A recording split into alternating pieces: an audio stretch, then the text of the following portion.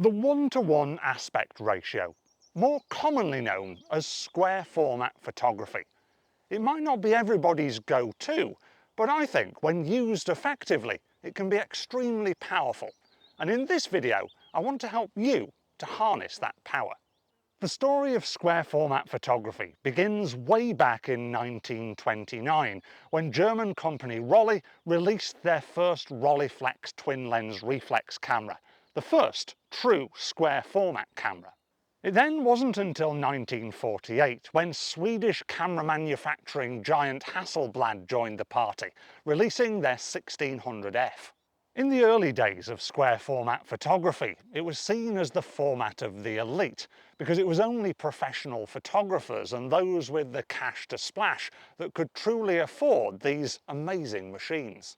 With famous photographers like Diane Arbus and Richard Avedon embracing square format photography, it soon became something to be looked up to, especially within the genres of fashion, documentary and portraiture. However, in the early 1970s, a company called Polaroid decided to shake things up a little bit, not only bringing the 1:1 aspect ratio to the public masses, but also providing them with an instant, perfectly formed square package straight out of camera. As square format photography entered the consumer market, it soon became associated with that quick snapshot of a memory, documenting holidays, weddings and other social events. Then, in the 2000s, just as digital photography was starting to take hold, Instagram arrived, turning the humble Polaroid into a digital shareable product, not just on your notice board at home, but with a worldwide audience on this newfangled thing called social media. Back in the early days of the medium, square format photographs were all you could upload, and that, twinned with the retro filters that could be applied, kind of brought the history of square format photography full circle.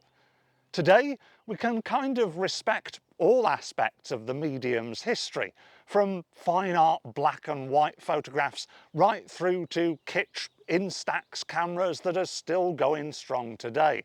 So I hear you ask, how can we harness the power of square format?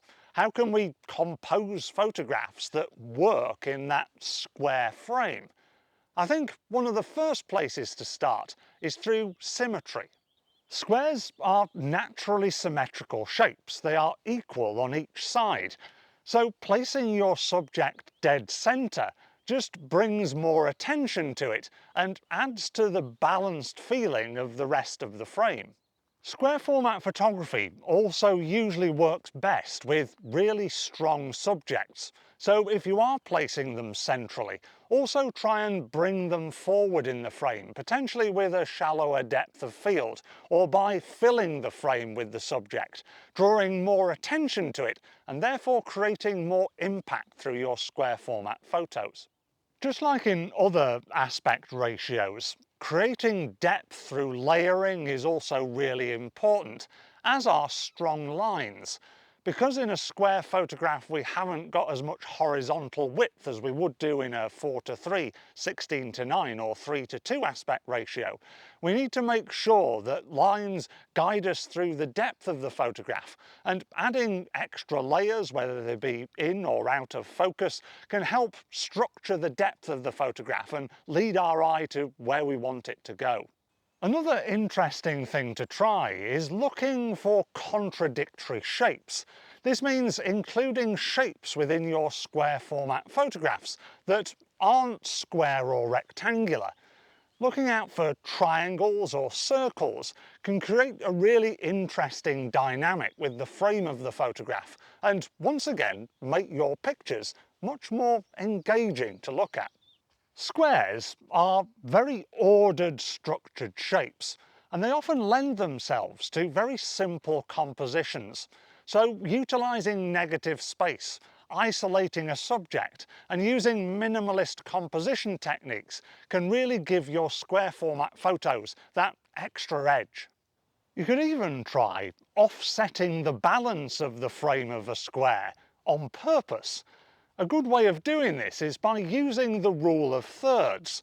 In most wider photographs, this works really well to balance the frame because it sort of places emphasis on one side of the picture or another. But in a more compact square, it can just throw the composition off slightly, but in a weirdly balanced way. Whether square format photography was on your radar or not before watching this video, hopefully it is now. As you can see, it's had a rich history. It's attracted a variety of photographers, applying a variety of different techniques. So it sort of gives us a blank canvas and a really unique format to work with. So next time you're out and about with your camera, or even your mobile telephone, which has a square format mode, if you put the tips that I've shared with you in this video into practice, I guarantee you will not be disappointed. If you've enjoyed this video, then please give it a like and consider subscribing to the channel if you haven't already done so. And if you want to learn from a true master of square format photography, why not watch this video I filmed all about Michael Kenner. Thank you very much for watching. Until the next video, I'll see you soon. Bye for now.